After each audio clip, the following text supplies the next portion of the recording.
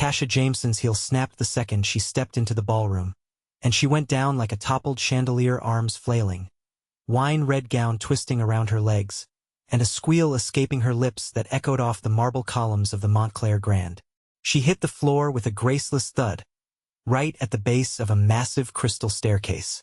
Silence blanketed the room. A dozen glittering eyes turned toward her. Cassia's cheeks burned.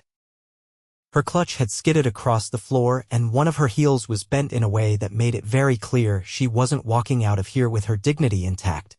She scrambled to gather herself, heart pounding. She shouldn't have come. She didn't belong here. This gala was for the elite, the rich, the powerful, the people who didn't trip over their own shoes like a baby giraffe. And then a hand appeared in front of her. Large, steady, impeccably manicured fingers. Cufflinks that probably cost more than her rent. She looked up and forgot how to breathe. He was tall, maybe 6'3", with dark, slightly tousled hair and a face that looked like it had been carved by someone who knew exactly what they were doing. His black tuxedo was tailored like it had been sewn onto him. His eyes blue, sharp, amused, locked on hers. "You okay?" His voice was smooth, low, like expensive whiskey. Cassia hesitated, then took his hand. He pulled her up effortlessly like she weighed nothing.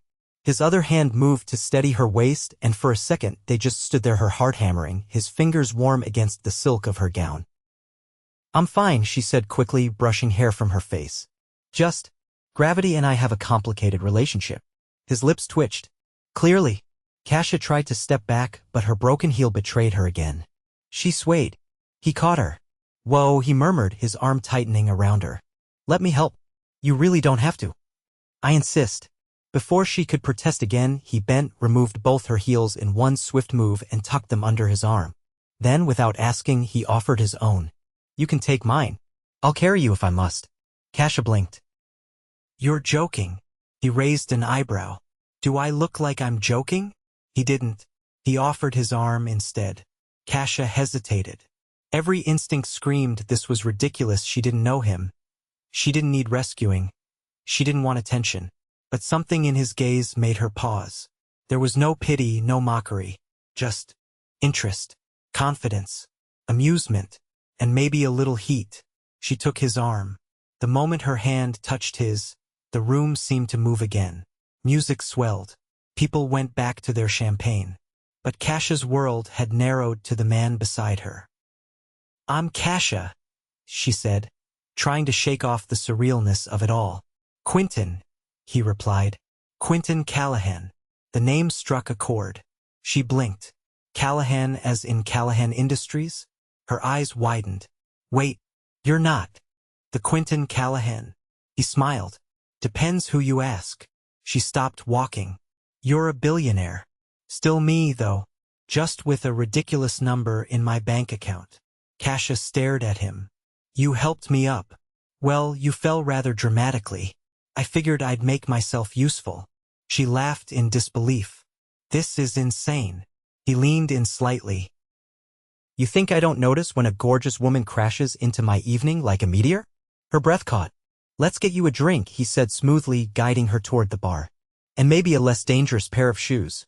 "I can't afford anything here," she mumbled before she could stop herself. "I didn't ask you to pay. I asked you to enjoy yourself." They reached a quiet corner and he motioned to the bartender. "2 glasses of the 96 Krug." Cassia raised an eyebrow. "You just order $1,000 champagne like it's soda." He grinned. "You tripped into the right guy." Her cheeks flushed again. "I didn't mean to." "I'm glad you did." She looked at him, startled. "I was about to leave," he said, sipping his drink. "Bored out of my mind. Then you came flying through the air like some kind of chaotic goddess." Cassia burst out laughing. "You're not from this world, are you?" he asked, his tone gentler now. "Definitely not." She looked down at her bare feet. "I'm just a floral designer. I do centerpieces for people like you. I wasn't even supposed to be here tonight. My friend got sick and gave me her ticket." "Lucky me," he said simply. They talked for hours. He didn't leave her side. Not once. He asked about her business, her dreams, her childhood in Wisconsin. He told her about his company, how he'd inherited it at 28 and nearly ran it into the ground before turning it into a tech empire. "Bet you don't trip over your own shoes," she said at one point. He leaned closer, voice low. "I've done worse. I once spilled red wine on the French Minister of Finance. Cassia snorted. By the end of the night, she'd forgotten about her heels, her embarrassment, the fact that she didn't belong here. When he walked her outside, a sleek black car was already waiting. "I'll have your shoes repaired," he said, handing them to the driver. Then he turned to her. "Let me take you out. Not a gala. Something real." She stared at him. "You're serious?" "Very." "Why?" He stepped closer, his hand brushing hers. "Because you're the first real thing I've seen in a long time." Her chest ached. "Say yes, Cassia." She swallowed. "Okay. Yes." He smiled, and it lit up his face. "Good. I'll pick you up tomorrow." He kissed the back of her hand, got in his car, and was gone. Cassia stood there on the sidewalk, barefoot, stunned, and already wondering what the hell tomorrow would feel like. She'd gone to a gala expecting nothing, and somehow, she'd walked away with a billionaire's heart stirring against her own. Cassia stared out her apartment window, watching the city stir beneath the heavy morning clouds, fingers curled around a chipped mug filled with lukewarm coffee she'd forgotten to drink. The skyline stretched in jagged silver lines beyond her building, and somewhere out there, Quentin Callahan was probably stepping onto a private elevator or closing a deal worth more than her entire business. The knock on her door came precisely at 11. She nearly dropped the mug. No one came to her place. Her clients met her at her makeshift studio, and her friends never knocked, they barged in with takeout and gossip. She hesitated, then opened the door.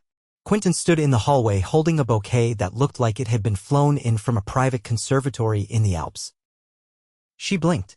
Orchids, peonies, and something that shimmered faintly under the light. Not just expensive rare.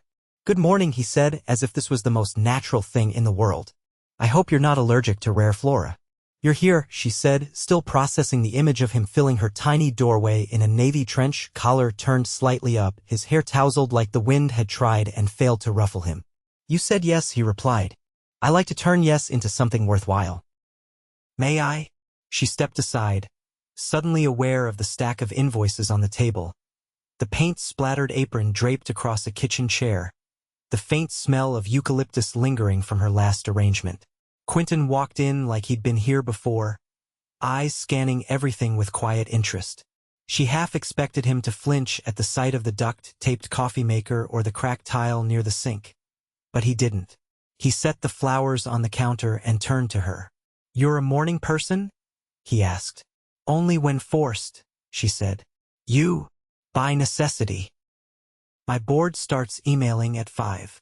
She crossed her arms. "So what's the plan? Limo ride to a mountaintop retreat? Helicopter to a vineyard?"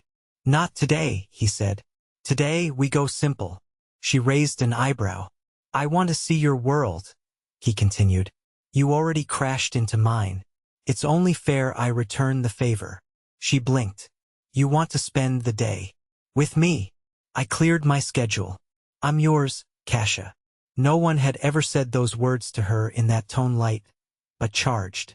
She grabbed her coat from the rack, still half convinced she was hallucinating. They walked. Not to sleek black cars or marble lobbies, but through her neighborhood, past the corner cafe where she sometimes bartered bouquets for pastries, by the tiny bookstore with the crooked sign, and down the alley that led to her studio. He held the door for her without comment, ducking slightly to avoid the low frame. Inside, the space was a riot of petals, wire stands, and hanging vines. The air smelled like citrus and soil. Cassia picked up a pair of clippers and turned to him. "I have to finish an order for a gallery opening," she said. "It's not exactly glamorous." "I didn't come for glamour." She watched him as he moved through the studio, brushing his fingers along ribbons, pausing to study a copper stand where tiny roses curled like flames. "You ever arrange flowers?" she asked. He looked up. "I once tried to compose a bonsai. It ended badly." She handed him a stem. "Try this." "No pruning, just placement." He took it, surprisingly gentle, and mimicked her as she added sprigs of lavender and a stilby to the arrangement. His movements were awkward at first, but careful. Focused. "You're not bad," she said. "I'm trying not to embarrass myself." "Too late. That one's leaning like a drunken sailor." He laughed, and the sound filled the room in a way that made her chest tighten. Hours passed. They talked about her first job designing the floral arch for a pop-up wedding, about his childhood summers on the Irish coast, about the time she tried to deliver blooms in a snowstorm and ended up stranded in a stranger's garage.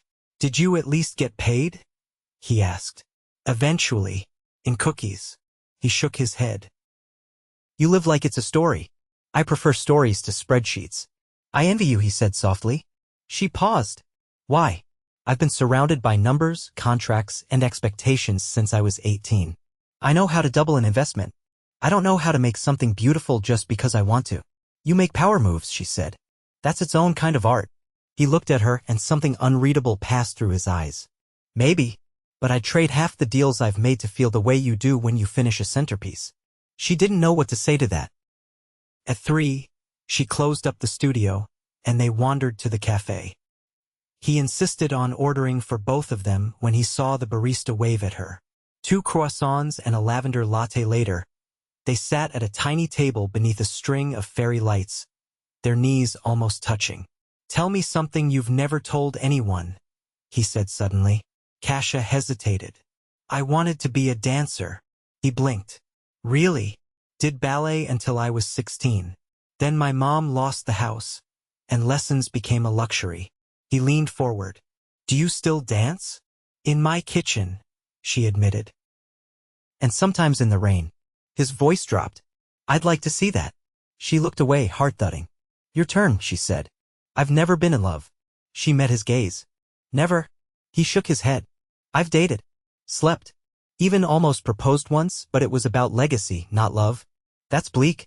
"I thought so too. Until last night." Her breath caught. He didn't look away.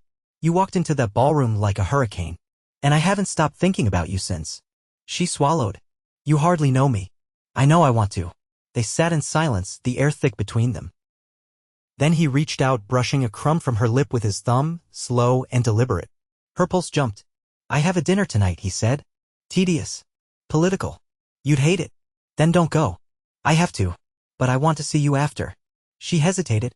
"Where?" "My place. I'll send a car." She almost said no. Almost told him this was too fast, too much. But the way he looked at her like she was the first unscripted thing in his carefully curated life made her say, "All right." He stood, brushing his coat over his arm. 7? She nodded. As he walked away, she realized something terrifying. She didn't just want to see him again. She wanted to unravel him, layer by layer, until she understood the quiet sadness in his smile and the hunger in his touch. And she had no idea what it would cost her. But she was already in too deep to care. Cassia stood in front of the mirror in Quentin's private elevator, her reflection ghosted in the gold-paneled walls. She'd never seen herself under lighting this flattering, soft, diffused, almost ethereal. The dress she wore wasn't hers. It had arrived an hour before the car, in a black velvet box folded like a secret. Midnight blue silk cut on the bias with a plunging back and delicate straps that felt like whispers against her skin. She hadn't asked how he knew her size. Somehow she wasn't surprised he'd gotten it right. The doors opened to a space that didn't look like it belonged in New York, more like a penthouse carved from moonlight and steel. Floor-to-ceiling windows wrapped around the room, framing the city like a moving painting. A marble fireplace crackled beneath a painting that looked like it hadn't seen a price tag in decades. Cassia stepped forward, heart quickening, heels silent against the polished floor. Quentin was by the window, jacket off, cuffs rolled up, one hand tucked into his pocket. He looked over as she entered. Cassia. Just her name. But the way he said it, like it tasted better than any wine in the world, made her stomach flip. "You live in a Bond villain's lair," she said, eyes sweeping across the sleek furniture, the low lighting, the quiet hum of something expensive and unseen. "I'll take that as a compliment." "You should. It's stunning." He walked toward her, slower than necessary. "You look like a problem I wouldn't mind having." She blinked. "That's a terrible line." "Completely, but accurate." He stopped in front of her, his hand lifting to trace the strap of her dress. "I wanted to see you here, in this light. Because it's flattering? Because it's honest. There's no one watching. No noise. Just us." She stepped back, needing air. "I didn't expect this. You. Tonight. I didn't expect you to say yes," he said, following. "I almost didn't." "Why did you?" Because you looked at me like I wasn't temporary. He took that in, face unreadable. Cassia walked to the window, pressing her hand to the glass. Below, the city glittered like it had swallowed the stars. You ever think about how far up you are? She asked. How far you'd fall? I think about it every day. She turned. That doesn't scare you? What scares me is staying up here so long I forget what the ground feels like. She stared at him, pulse unsteady. Why me, Quentin? He didn't answer right away. Then, because you don't flinch. She frowned. What? You look around and call things what they are. You didn't pretend to be impressed. You didn't try to fit. You just were. I don't know how to be anything else. Exactly. He stepped closer again. There was no rush in him, no urgency. Just certainty. He reached for her hand. I want to show you something. She followed him through a set of double doors into a room that looked nothing like the rest of the penthouse. No marble. No chrome. Just wood floors, a piano in the corner, and a wall covered in photographs. Not art, personal ones. A boy with a crooked grin and a fishing rod. A woman with red hair and fierce eyes. A man in uniform. And Quentin, younger, unsmiling, standing beside a grave. This is my real world, he said. The one before the companies. Before the headlines. She turned to him, quiet. Your family. He nodded. My mother died when I was 17. Cancer. My father followed 2 years later. He left me the company, the house, the weight of a name I didn't know what to do with. Cassia's voice was soft. You were just a kid. Not for long. She looked at the photos again. You built all this from grief. I built it to outrun it. There's a difference. She reached for one of the frames, noticing the dust on the edges. You don't come in here often. Only when I forget who I'm supposed to be. She turned back to him. And who's that? He stepped closer until there was nothing but space and tension between them. Someone who doesn't want to feel alone in rooms full of applause. Cassia's breath caught. I don't want you to be a distraction, he said. I want you to be the reason I stop pretending I'm content. I don't need fixing. I wouldn't dare try. Their lips met somewhere between fear and inevitability. The kiss wasn't rushed. It was a slow unraveling, the kind of contact that made the rest of the world dissolve. When he pulled back, his forehead rested against hers. I want you to stay, he murmured. I didn't bring anything. Then you'll wear my shirt in the morning. She laughed, breathless. You're confident. No, he said. I'm hopeful. She stayed. Not because of the view or the wine or the dress. But because when he looked at her that way, like she was the only fixed point in his spinning universe, she didn't feel like she was stumbling anymore. In the morning, she woke tangled in white sheets, sunlight spilling across her collarbone and the scent of coffee drifting in from the kitchen. She found him barefoot reading something on a tablet, a mug in one hand. He looked up and his smile was quieter than usual. Softer. Good morning, he said. She walked over, stealing the mug from his hand. You're not in a suit. It's Saturday. You don't take weekends. I do now. She leaned against the counter, sipping. What happens next? He set the tablet down. That depends. On what? On whether you're ready to come with me to Paris. She choked. Paris? There's a gallery opening. I'm investing in the architect's next project. I want you there. I have clients. I'll fly you back for them. Or move them to next week. She stared at him. You can't just rearrange my life. I won't. I'm asking. She looked out the window, the city already buzzing, oblivious. I said yes once, she said finally. And it changed everything. He stepped behind her, arms sliding around her waist, chin resting on her shoulder. Say yes again, he whispered. And I'll make sure you never regret it. She didn't answer. Not right away. But when she turned to face him, eyes steady, he knew. There was no going back. Cassia stepped onto the tarmac, the wind catching her hair as the jet engines quieted behind her. The private plane had landed just outside Paris, but the real breathlessness came from the man waiting at the bottom of the stairs, not the city's skyline. Quentin stood with his coat open, collar lifted by the breeze, a car idling behind him. This wasn't like arriving at a hotel or stepping into a dream. It felt sharper, more deliberate. Like a decision she hadn't realized she'd already made. So this is Paris, she said, descending the steps slowly. This, Quentin said, taking her hand as she reached the pavement, is the beginning of something I don't want to end. The drive into the city unfolded like a secret being shared. Narrow streets, iron balconies, the faint smell of rain on cobblestone. Cassia pressed her forehead to the window, watching a couple dance in a courtyard as they passed. "You've been here before?" she asked. He nodded. "Twice for business. Once after my father died. I thought if I sat in enough cafes I'd feel something." "Did you?" "Lonely," he said. "Until now, I didn't realize that's what it was." They stayed in a building that didn't announce itself but whispered of old money and older taste. Inside, every surface told a story. Not curated, lived in. She could tell by the worn edges of the books stacked beneath the window, the records lined up beside a vintage player, the faint scent of cedar and ink. Quentin didn't rush her. He let her wander the apartment, touch the spines of books in French and Italian, and stand barefoot on the balcony as dusk turned the sky lavender. That night, they slipped into silk sheets but didn't speak of love. They didn't need to. It was there, in the way his hand found hers beneath the covers, in the way she turned to him without hesitation. The next morning, he was already dressed when she woke. "I have to meet with the architect," he said, adjusting his watch without looking at her. "It won't take long." She sat up, hair mussed, his shirt slipping off one shoulder. "You always say that. But I'm not counting." He walked over, leaned down, and kissed her temple. "Come to the gallery tonight," he said. "Wear something you'd never wear back home." She raised an eyebrow. "Like what?" "Something reckless." After he left, a knock came at the door. A woman stood there with a garment bag and a box in soft gray paper. No explanations, just a polite nod and a quiet departure.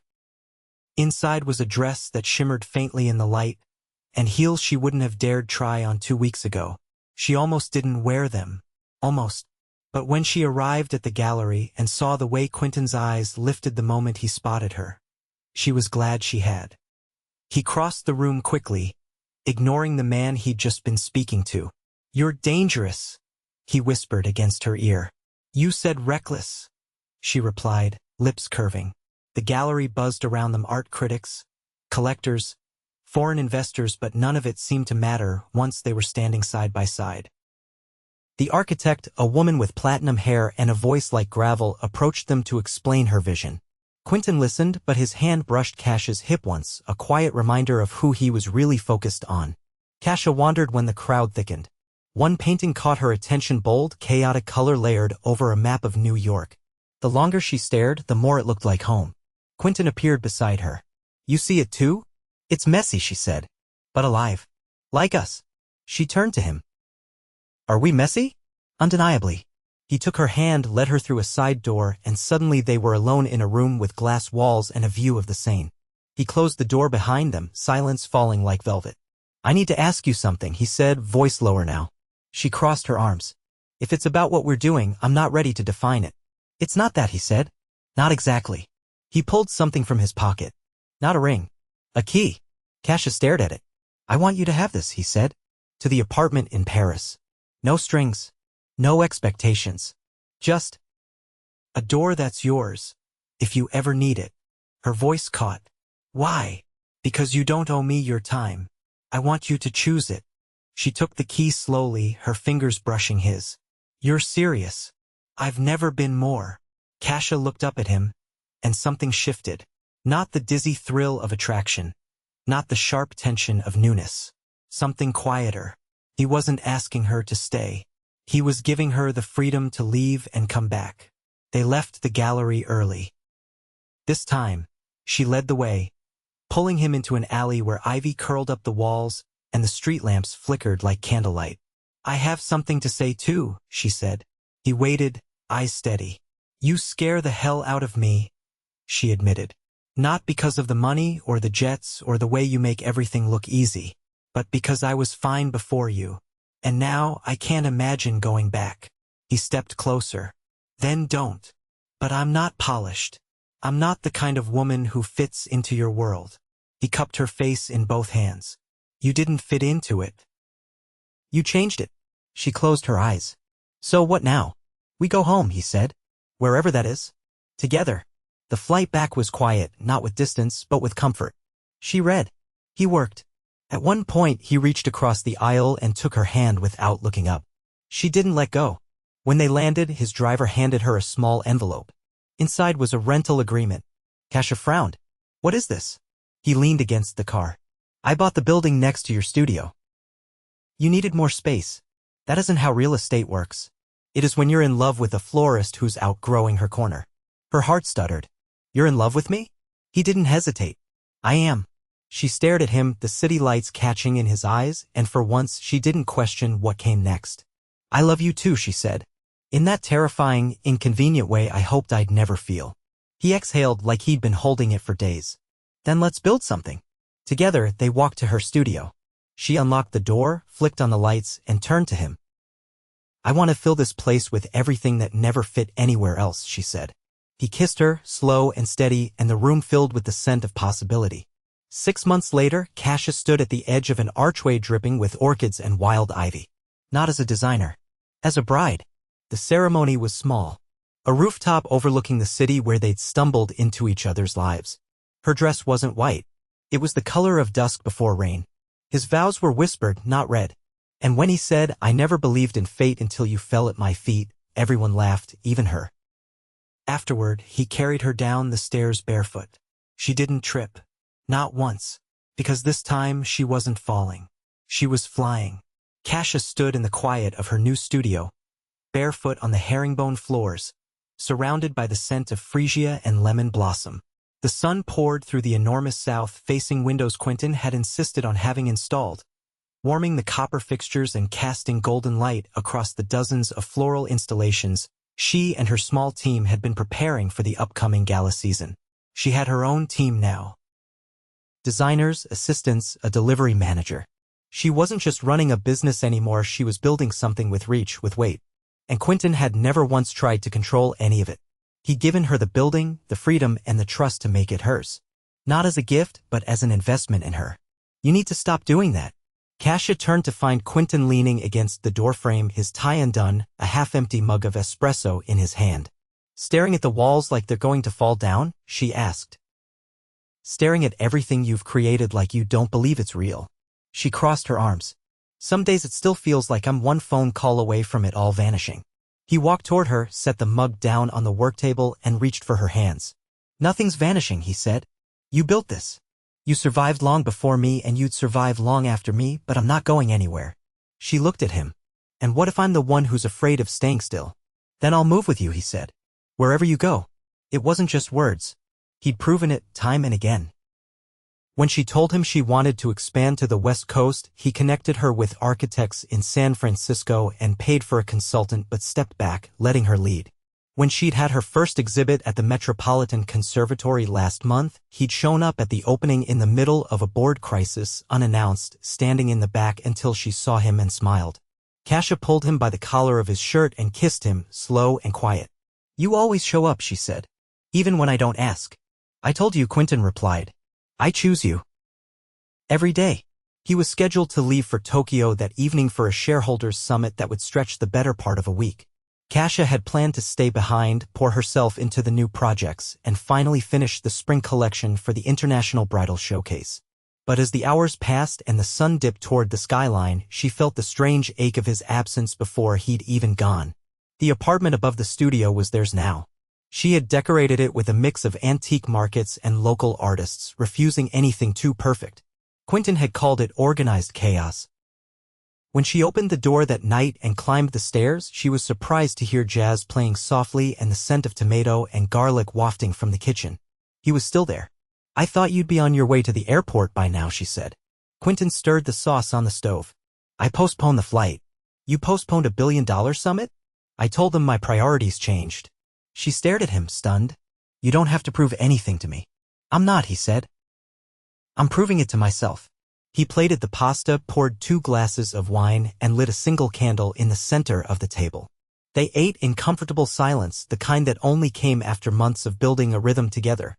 I was going to wait, he said suddenly, his fork clinking against the plate as he set it down. But I don't want to wait anymore. Cassia looked up. He stood, walked around the table, and dropped to one knee beside her chair. She felt her breath leave her body. I love you in a way that makes everything else in my life feel like background noise, he said. You've made me more than what I inherited, more than what I built. You've made me honest. And I want this every part of it with you. He pulled out a small velvet box and opened it to reveal a ring unlike anything she'd ever seen. No diamond. A sapphire, deep blue and surrounded by tiny emeralds nestled in a gold setting shaped like curling vines. I designed it myself, he added. Something living. Something wild. She couldn't stop the tears. Cassia Jameson, will you marry me? She dropped to her knees with him, her hands shaking as she cupped his face. Yes, she whispered. Yes. 1,000 times, yes. He kissed her, laughter caught in his throat, and they stayed there on the floor, wrapped in each other as the candle flickered low. The wedding wasn't grand. It wasn't supposed to be. They held it in a greenhouse outside the city, surrounded by friends, clients, and flowers Cassia had designed herself. Her dress was simple, backless silk with a train of hand-stitched petals that shimmered like dew. Quentin waited for her beneath an arch of wild greenery. No tie, just a quiet smile and eyes that never left hers. Their vows were whispered, not for the crowd, but for each other. I promise to never let the world make you smaller, he said. I promise to never let you forget who you are when no one's looking, she replied. When they kissed, the entire room exhaled. Later, at the reception, Cassia leaned into Quentin's chest as they danced, her cheek pressed to the soft cotton of his shirt. I used to think love would demand too much of me, she said. And now I know it gives more than it takes. He kissed the top of her head. Where should we go next? He asked. Anywhere in the world. I don't care, she said. As long as you're there. They left for Morocco 2 days later. No press. No itinerary. Just a map, a jeep, and the open sky. In the desert, they watched the sun rise from the dunes, her head on his shoulder, his fingers tracing idle patterns on her arm. In the markets, they learned to barter with laughter and hand gestures. At night, they curled against each other beneath string lights on rooftops, listening to the city hum below. 3 months later, Cassia opened her second studio in Marrakesh. A year after that, she launched an apprenticeship program for underfunded schools to teach floral design and sustainable growing. Quentin funded the first 5 campuses without hesitation, but under her name. At home, they filled their walls with photographs not curated, not staged. Just moments. A kiss on a rain-wet street. Quentin asleep with their dog curled at his feet. Cassia laughing in the middle of a mess of petals, her hands stained with color. They didn't chase perfection. They chased each other. Every day. And in every city, every season, every quiet morning and sleepless night, they chose love again. Because the fall that had brought them together hadn't broken either of them. It had opened the door to something stronger. And neither one ever looked back.